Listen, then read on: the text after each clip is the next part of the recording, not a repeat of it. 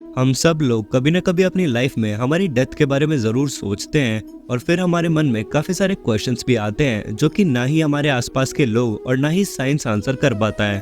फिर भले ही हम लाइफ की भागदौड़ में उन सारे क्वेश्चंस पे ज़्यादा ध्यान ना दें, लेकिन फिर भी वो सारे हमारे दिमाग के किसी कोने में अपनी जगह बनाए रखते हैं और मौका आने पर हम कॉन्शियसली या सबकॉन्शियसली उन सारे क्वेश्चंस के आंसर्स को ढूंढने की कोशिश ज़रूर करते हैं। ऐसा ही एक ख्याल है पुनर्जन्म यानी कि रीइंकार्नेशन का। क्या ये सच में होता है? क्या कोई ऐसी सच्ची घटना है जो कि इस बात को प्रूव कर सके कि रीइंकार्नेशन एग्जिस्ट करता है, या ये बस एक कहानी है? हिंदुइज्म इसके बारे में क्या कहता है और साइंस इसे कैसे देखती है? ये सारी बातें आज के इस वीडियो में हम लोग करने वाले हैं। तो वेलकम टू फैक्ट वैली और आज का ये वीडियो है रीइंकार्नेशन एक्सप्लेन्ड। आज का ये वीडियो बेसिकली 3 पार्ट्स में डिवाइड होने वाला है। पहला पार्ट जिसमें हम जानेंगे कि रीइंकार्नेशन क्या होता है और एक सच्ची कहानी जो कि हमारे इंडिया में ही हुई है इससे रिलेटेड उसको भी सुनेंगे। सेकंड, हिंदुइज्म इस चीज को कैसे देखता है ये हम जानेंगे। और लास्टली साइंस इसके बारे में क्या कहता है। तो चलिए पार्ट 1 से शुरू करते हैं। रीइंकार्नेशन यानी कि पुनर्जन्म का बेसिक मतलब हम सबको पता है कि किसी इंसान की मौत के बाद उसकी आत्मा उसके शरीर को छोड़कर ट्रैवल कर किसी दूसरी बॉडी में दोबारा जन्म ले और फिर से अपनी लाइफ धरती पर स्पेंड करे। लेकिन ये सिर्फ इंसान से इंसान के बीच में ही नहीं होता, जानवरों में भी हो सकता है और यहाँ तक कि इंसान से दूसरे जीवों में भी होता है। लेकिन इस चीज के बारे में गहराई में बात हम लोग पार्ट 2 में करेंगे। फिलहाल हम सुनते हैं शांति देवी की कहानी, जिसने न सिर्फ इंडिया के बल्कि पूरी दुनिया के फिलोसोफर्स और पैरानॉर्मल एक्टिविटी रिसर्चर्स को हिला के रख दिया था। 11 दिसंबर 1926 दिल्ली के एक घर में एक बच्ची का जन्म होता है जिसका नाम रखा जाता है शांति देवी। 4 साल की होने के बाद जब शांति देवी अच्छे से बोलने लायक हो जाती हैं, तब वो अपने माँ बाप से अचानक से अजीब सी बातें करने लगती हैं। वो उन्हें कहती है कि ये उनका दूसरा जन्म है और वो अपने पिछले जन्म में मथुरा में रहती थी, जहाँ पे उनके पति की एक कपड़ों की दुकान है। और सिर्फ यही नहीं, उनका एक बच्चा भी है जिसे जन्म देने के 10 दिन बाद ही उनकी मौत हो गई थी। अब कोई 4 साल का बच्चा आपसे ऐसी बातें करेगा तो आप उसकी बातों को सीरियसली नहीं लोगे, लेकिन शांति देवी यही बातें अगले 2 साल तक बार बार रिपीट करती रहती है। वो अपने पति के 3 स्पेशल फीचर्स भी उन्हें बताती है। कहती है कि उनका रंग गोरा था, उनके लेफ्ट गाल पे एक निशान था और वो चश्मा पहनते थे। और यही नहीं, वो बार बार मथुरा की, वहाँ की मिठाइयाँ, वहाँ की साड़ियाँ, वहाँ के कल्चर के बारे में उन्हें बताती रहती थी। और फिर एक दिन उनके स्कूल के हेडमास्टर को उनकी कहानी में इंटरेस्ट आता है। वो खुद मथुरा जाते हैं इस स्टोरी को चेक करने के लिए। एंड गेस व्हाट, वहाँ पे उन्हें एक व्यापारी के बारे में पता चलता है, केदारनाथ चौबे, जिसकी कपड़ों की दुकान ठीक द्वारकाधीश मंदिर के सामने है, बिल्कुल वैसे जैसे शांति देवी ने उन्हें बताया था। और उस इंसान में वो सारे फीचर्स भी थे जो कि शांति देवी ने अपने पति के बारे में उन्हें बताए थे। उन्हें विश्वास नहीं होता, लेकिन फिर भी वो श्योर होने के लिए केदारनाथ चौबे को अपने साथ शांति देवी से मिलने के लिए ले जाते हैं। और वहां पहुंचते ही शांति देवी न सिर्फ केदारनाथ चौबे को बल्कि उनके साथ आए अपने बेटे नवनीत लाल को भी पहचान जाती है। वो उन्हें अपनी पास्ट लाइफ में हुए बहुत सारे इंसिडेंट्स बताती हैं और बहुत ही डिटेल में उन सारी सर्जरीज के बारे में भी बताती है जिनसे वो तब गुजरी थी जब उनकी मौत हुई थी। ये सारी बातें सुनकर वो सारे लोग बहुत ही शौक में आ जाते हैं। उन्हें यकीन नहीं होता कि आखिर कैसे एक छोटी सी बच्ची जिसका जन्म अभी कुछ ही साल पहले हुआ है, वो इतनी कॉम्प्लिकेटेड सर्जरीज के बारे में जान सकती है। और अब शांति देवी की कहानी धीरे धीरे फैलने लगती है और पूरी कंट्री के लोगों का अटेंशन गेन करने लगती है।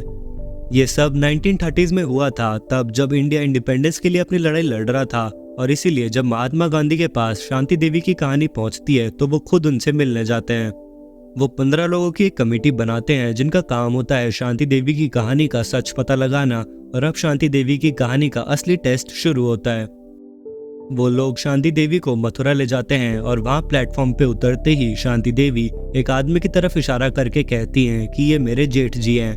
और वो आदमी सच में केदारनाथ के बड़े भाई यानी कि शांति देवी के जेठ जी होते हैं। फिर वो उन सब के साथ एक रिक्शा में बैठती है, जहाँ पे वो खुद अपनी मेमोरी से याद कर उस रिक्शे वाले को अपने घर तक का रास्ता बताती है। और रास्ते में उन सबको आसपास के इलाके में क्या क्या चेंज हुआ वो सब भी बताती है।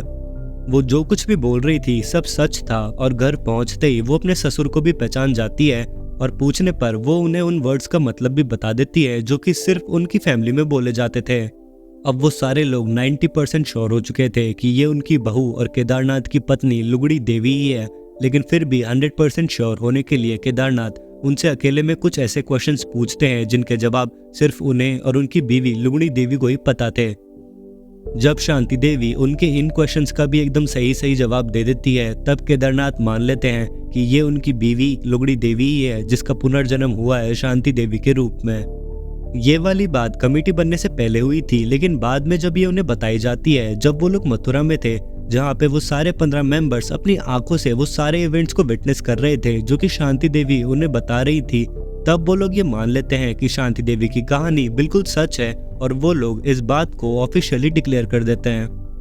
उनकी इस रिपोर्ट की वजह से अब शांति देवी की कहानी एक इंटरनेशनल न्यूज बन जाती है और दुनिया जहान के फिलोसोफर्स और पैरानॉर्मल एक्टिविटी रिसर्चर्स इंडिया आकर खुद उनकी कहानी को टेस्ट करते हैं, लेकिन आखिर में वो लोग भी उनकी कहानी को as a true story of reincarnation declare कर देते हैं।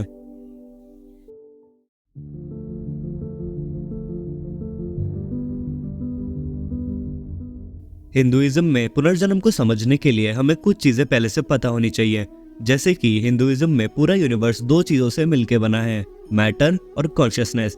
मैटर वो सारी चीजें हैं जो कि आप अपने आसपास देखते हो और जो कुछ भी फिजिकल है इस पूरे यूनिवर्स में, यहाँ तक कि जो कुछ भी आप सुनते हो और फील करते हो वो भी मैटर का ही एक हिस्सा है।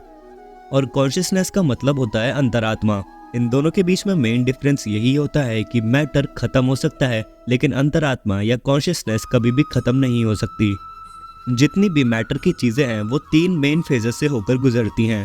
पहला क्रिएशन, दूसरा प्रिजर्वेशन और तीसरा डिस्ट्रक्शन, जिसे हिंदी में कहा जाता है जन्म, संरक्षण और अंत। यानी सिंपल भाषा में जो कुछ भी बना है उसका अंत होना भी निश्चित है। और इन्हीं 3 फेजेस को हिंदुइज्म में 3 भगवान लेकर आते हैं और वही इन्हें रिप्रेजेंट करते हैं। ब्रह्मा जी क्रिएशन करते हैं, विष्णु जी प्रिजर्वेशन और शिव जी डिस्ट्रक्शन लेकर आते हैं। अब इसी के हिसाब से जब हिंदुइज्म में किसी इंसान की डेथ होती है तो ये माना जाता है कि भले ही उसकी फिजिकल बॉडी खत्म हो गई है, लेकिन उसकी आत्मा अभी भी जिंदा है और वो पुनर्जन्म लेके दोबारा धरती पे आती है। पैदा होना, जीना, मर जाना, फिर से पैदा होना, ये पूरी रीइंकार्नेशन की साइकिल एंडलेस है जिसे संसार कहा जाता है। और हिंदुइज्म में आपका अल्टीमेट गोल यही होता है कि आप इस संसार की साइकिल से बाहर निकल कर ये रियलाइज करें कि जो भी मटेरियल थिंग्स है वो सारी टेम्पररी है और बस एक इल्यूजन है, असली सच अंतरात्मा ही है। जब कोई इंसान ये रियलाइज कर लेता है तब जाके उससे असली शांति, अपने बारे में पूरी नॉलेज और एक सेंस ऑफ एनलाइटनमेंट मिलता है। और यही स्टेट बुद्धिज्म में भी है जहाँ पे इसे निर्वाणा कहते हैं। हिंदुइज्म में आप इस स्टेट में ब्राह्मण, जो कि पूरे यूनिवर्स की स्पिरिट है, उससे जाके कनेक्ट होते हैं, लेकिन इस स्टेट को पाने के लिए आपको संसार की साइकिल से बाहर निकलना पड़ता है, जो कि आपके कर्मा या कर्म पे डिपेंड करता है। इसी से हम आते हैं हमारे कॉन्सेप्ट ऑफ इंटरकनेक्टेडनेस पे। ये चीज़ क्या है, चलिए समझते हैं।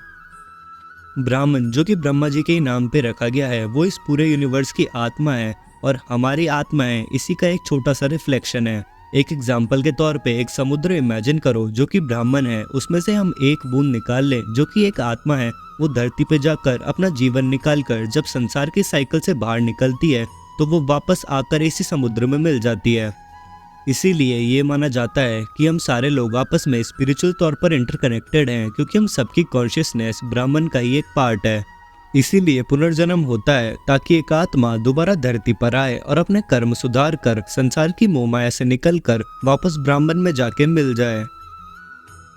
हमने जो पार्ट 1 में बात करी थी कि जरूरी नहीं है कि किसी इंसान की डेथ के बाद उसकी आत्मा दोबारा रीइंकार्नेट होके किसी इंसान की ही बॉडी में जाए। वो किसी भी जानवर, पंछी, मछली, इंसेक्ट, किसी भी लिविंग बीइंग की बॉडी में जा सकती है और ये सब उसके कर्मा पे डिपेंड करता है। अब हिंदुइज्म में ये कर्मा कैसे काम करता है ये हम किसी और वीडियो में देखेंगे। फिलहाल हम देखते हैं कि साइंस रीइंकार्नेशन के बारे में क्या कहती है।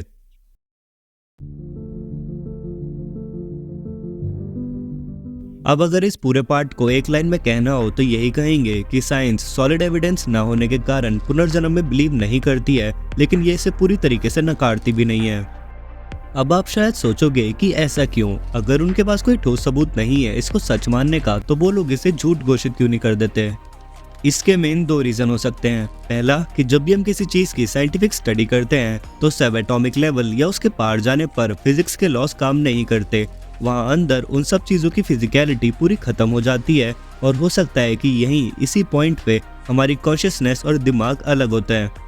रीइंकार्नेशन का सबूत देने के लिए ये बहुत ज़रूरी है कि हम हमारी आत्मा यानी कि कॉन्शियसनेस और हमारे दिमाग को अलग अलग माने, ताकि इससे प्रूफ हो सके कि एक इंसान की डेथ के बाद उसका दिमाग भले ही मर जाता है लेकिन उसकी कॉन्शियसनेस जिंदा रहती है।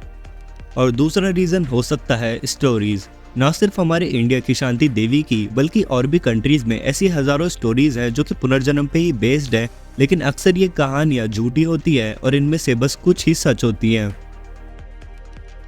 डॉक्टर जिम बी टकर, ये university of Virginia school of medicine में चाइल्ड साइकेट्रिस्ट हैं, यानी कि इनका काम है कि बच्चों के इमोशंस और उनके दिमाग को समझे, और इन्होंने ऐसे काफ़ी सारे पुनर्जन्म के केसेस को स्टडी करा है। इनकी स्टडी से ये पता चला था कि पिछले जन्म में मरने वाले लोगों की एवरेज एज लगभग 28 साल है, और उनमें से 75% मौतें या तो बहुत वायलेंट थी या फिर अननेचुरल थी। ऐसी यादें वापस याद आना इन बच्चों के लिए अच्छा नहीं है, इसलिए उनके माँ बाप अक्सर ये चाहते हैं कि उनके बच्चे इन मेमोरीज को पूरी तरीके से भूल जाएं, और अक्सर ये माँ बाप इस बात से भी नकार देते हैं कि उनके बच्चे को जो कुछ भी याद आ रहा है वो कभी हिस्ट्री में असली में हुआ होगा। अब क्योंकि साइंस के पास पुनर्जन्म से रिलेटेड क्वेश्चंस के कोई भी डेफिनेट आंसर नहीं है, इसलिए वो लोग इसे मेन स्ट्रीम साइंस का हिस्सा नहीं मानते और साइंस की एक छोटी सी ब्रांच सूडो साइंस का हिस्सा मानते हैं। सूडो साइंस वो साइंस है जो कि रिलीजियस बिलीफ्स जैसे कि आत्मा, गॉड, पुनर्जन्म, डेथ, इन सब की स्टडी करता है। लेकिन अभी तक वो लोग भी इस बात पे कुछ कह नहीं पाए हैं कि पुनर्जन्म सच में होता है या नहीं।